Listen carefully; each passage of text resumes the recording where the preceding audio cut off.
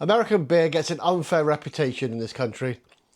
So here in front of me, I've got 9 US beers that are easily accessible in the UK, and I'm going to try them. Yes, they make bland lagers that taste watery and have low flavour. So does everyone.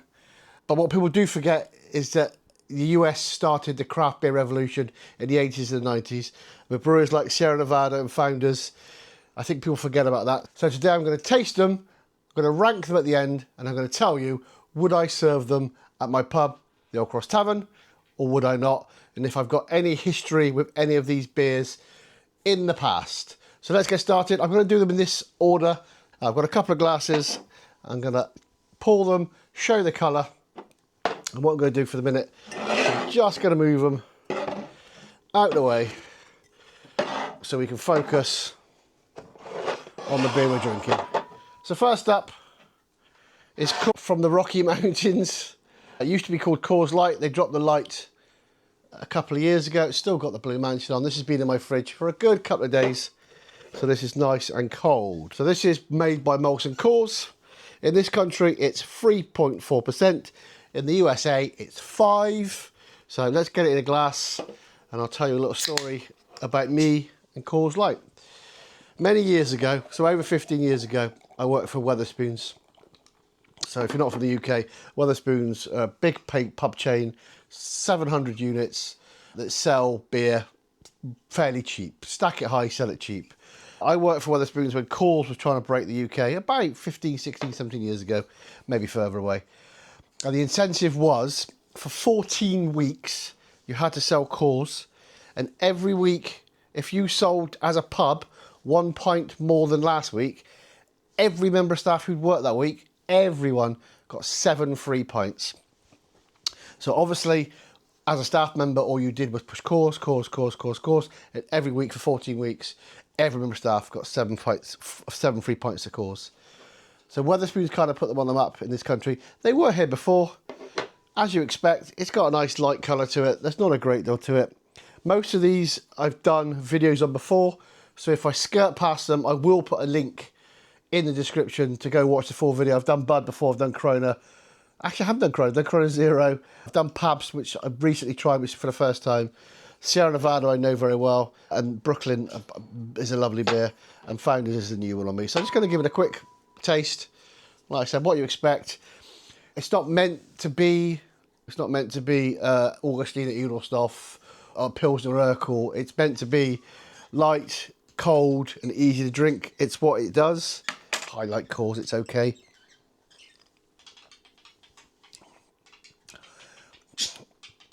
Again, it's just non-offensive. It's a nice lager. I'm going to get rid of this. So that was Coors. I'm going to stick with the same kind of mantle. And again, I'm going to give you a little story about these two. So I'll do Budweiser first. Everyone knows Budweiser. It's probably a screw cap. I usually use my bottle opener on. Budweiser, again, it's going to be in a similar vein, colour-wise, as Coors. When I started doing this job, working in pubs, 1991, the pub I worked in was called the King's Head. I'll find a photo and pop up here. We sold Budweiser and Miller Genuine Draft on draft. So we were big fans of these. End of the night, we'd have a glass in the freezer and we'd have a nice cold pint of Budweiser. It was lovely. And again, it's had its ABV dropped. It's 4.5 in the UK. This is brewed in the UK. So again, the US version is stronger. This is owned by Anheuser-Busch. I think this one's made in Wales in the UK. Again, it's nice, it's light, it's kept a nice head.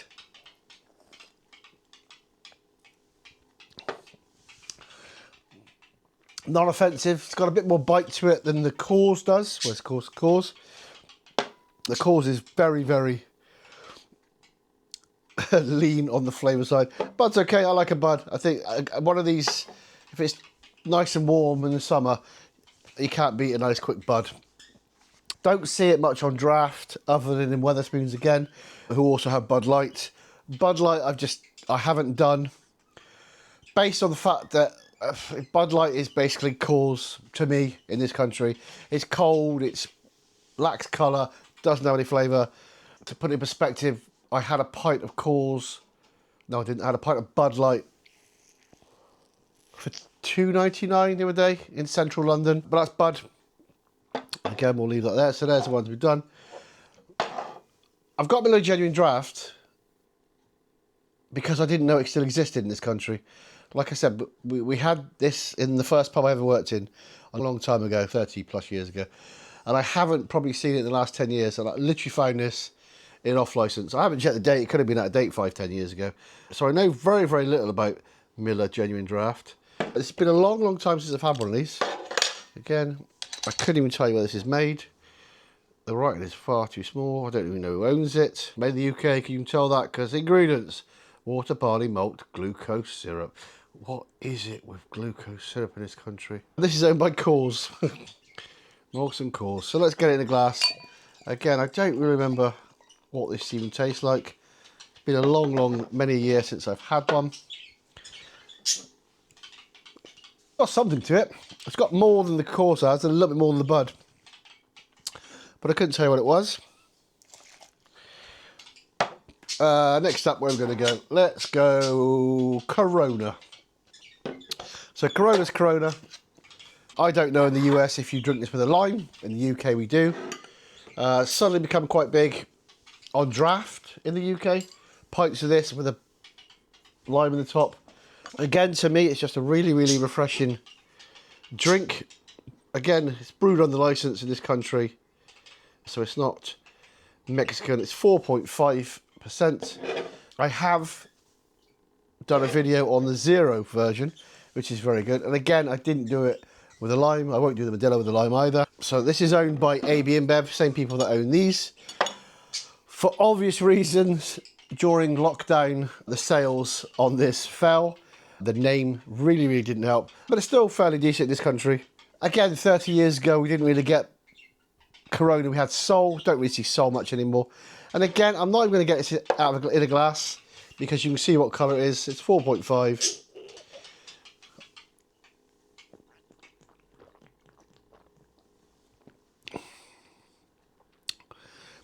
Again, I think if you stick a lime in it, all you taste is lime. And I didn't want lime juice. So that's Corona. Again, really, really pleasant. I think in beer-wise, taste-wise, we've probably gone up beer by beer.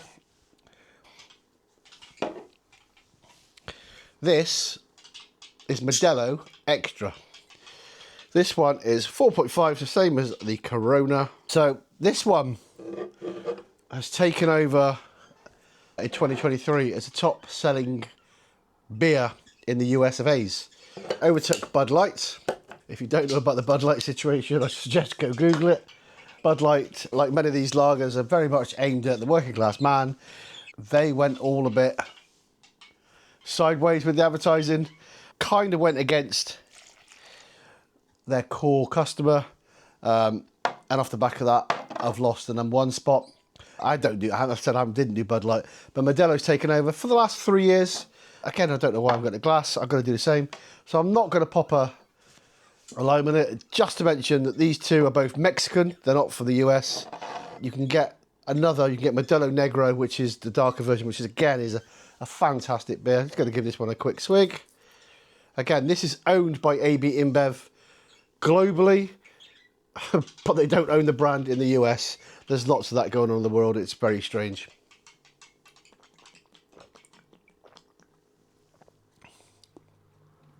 Again, I think it's very similar to the Corona. There's a kind of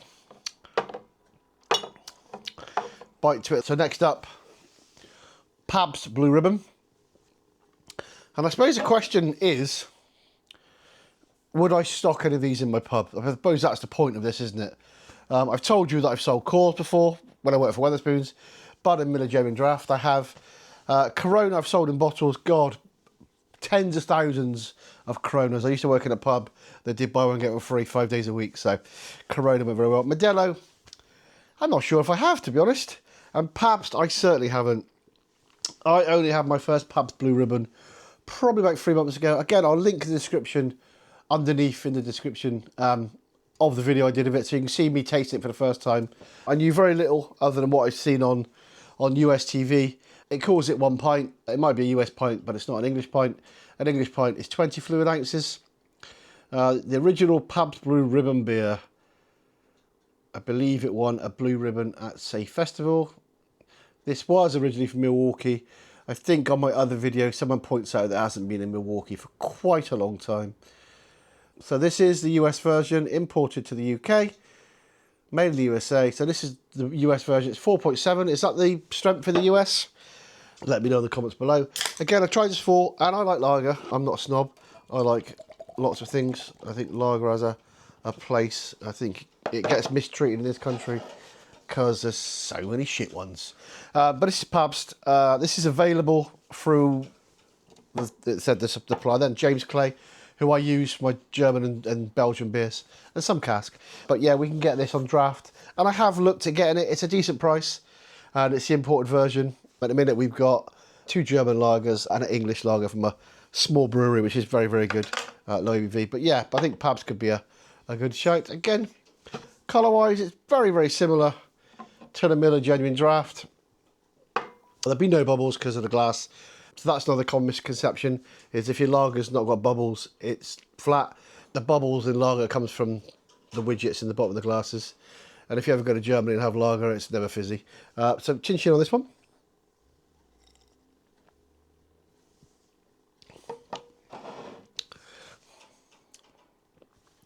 It's perfectly pleasant. There's a bit of something on that today. I don't know what. So I'm going to go Sierra Nevada next. This one is Sierra Nevada Pale Ale. American craft beer is best served cold and fresh. So this one is got another 9 months, 6 months on it. It's 5%. It's a free 35ml can, very American. It's family owned and operated from California. I currently have this on draft at the pub. We also had the California IPA recently. So would I service at my pub? Yes, I do. We don't generally have the cans, but the draft always goes really, really well. And again, reasonably priced for an imported beer. I know what this tastes like. Again, to me, these 3 are kind of, we're moving into the craft beer territory now. You can see the different colour on that compared to the lagers. It's a beautiful head. But yeah, we're talking dark resiny colours now. We'll probably get similar smells. Again, I served a few of these yesterday. Very, very good. I went to a Sierra Nevada trade beer tasting a couple of months ago. I've done Sierra Nevada before, and then on alcoholic beers. So again, I'll link those below. We'll just give this one a quick taste. I know what this tastes like.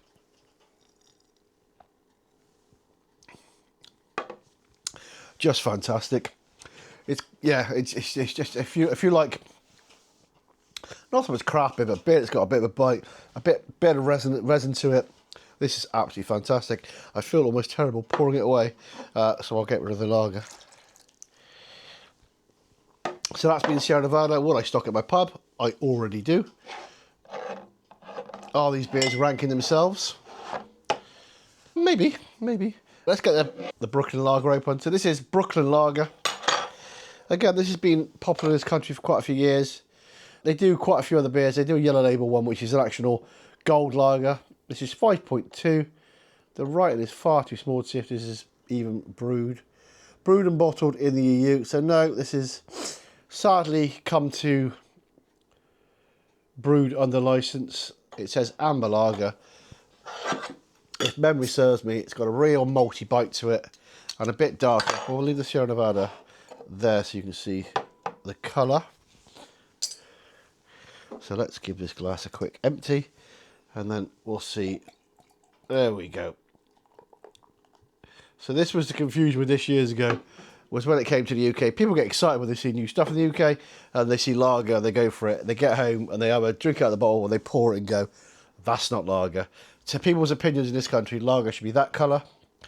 Obviously, if you've been following any of my German beers videos, you'll see that lager is from gold to almost black with dunkels. So let's give this a quick sniff. Again, really, really malty. Let's give it a good sip.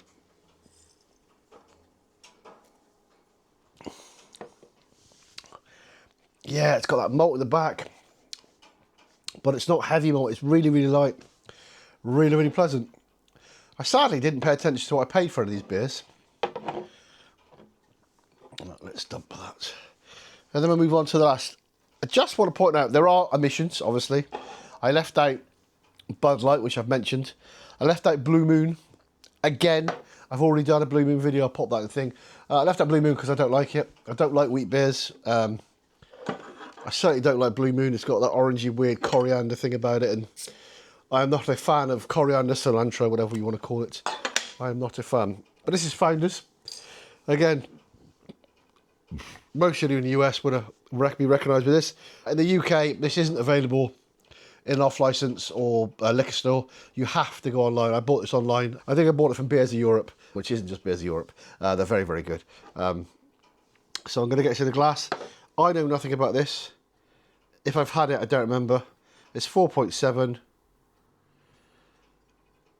I can't work out if it's imported because the writing is too small for my poor eyesight.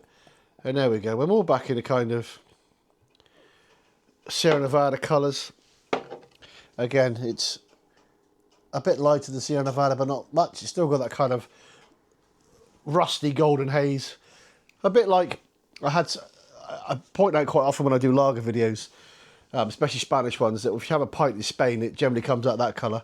And I was in Spain a week ago, and I had a pint, and it came out just like this, and it's, yeah, kind of does what I say. So this is a All Day IPA, 4.7%. I'm not sure how long your day is going to be. Oh, again, see, the Sierra Nevada is nice, but it's got that resiny pine, and this is got citrus and all sorts to it. That smells amazing.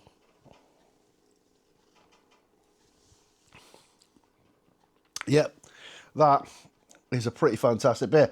And do you know what? It's not too heavy either at 4.7. It's kind of got that silk, I hate this word, it's got that mouthfeel to it, but it finishes quite quickly. So I said I was going to rank the beers. I think I probably have. I think I probably already did it at the beginning without realising. Would I stock any of these beers? Like I told you, Sierra Nevada always do. Pabst I've already looked at.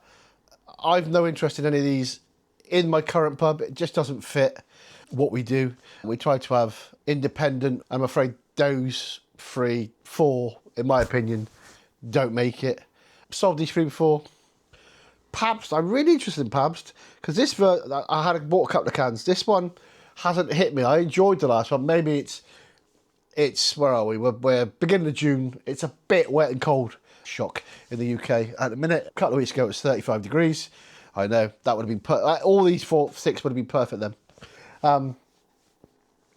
The Pabst, you know what? The Pabst and the Sierra Nevada probably sit kind of like that. I'm not a massive Sierra Nevada resiny fan. We had the California IPA. I much preferred that. And at the tasting, we had a couple of their other stronger beers. But I think that's probably ranked. Depending on what day you ask me, I might put that there. But yeah, I think that's kind of how my ranking goes. So, have you tried any of these beers if you're in the UK? What are your thoughts? Are any of these your daily drinks around the world? Do you drink any of these beers on a daily basis? What are your opinions? Obviously, in the UK, our Bud and our Coors are way weaker than your versions are in America. Do you drink them in America? What are they like? Are they better? Who's drinking Modelo? Who's drinking Corona? Does MGD even exist anymore? Again, Pabst is a new one on me. Brooklyn, I don't imagine is in an everyday pub. It's not in this country. I don't think I've ever seen it on draft. This one in our country, maybe 10 years ago, maybe, where I got charged about £7 for a 2/3. But yeah, that's been me. I run the Old Cross Tavern, a cask ale award-winning pub in the UK. This has been me ranking USA beers, which I think get a bad name in this country. Again, I've got time and a place for all of them. I really do. But if I was to rank them out of these 9, that's how they go. If Blue Moon was here, it'd be over here. I really don't like it that much. And Bud Light would probably sit here with Coors as well. So that's been James. I'll see you next time. Please like, subscribe, and we'll see you on the next one.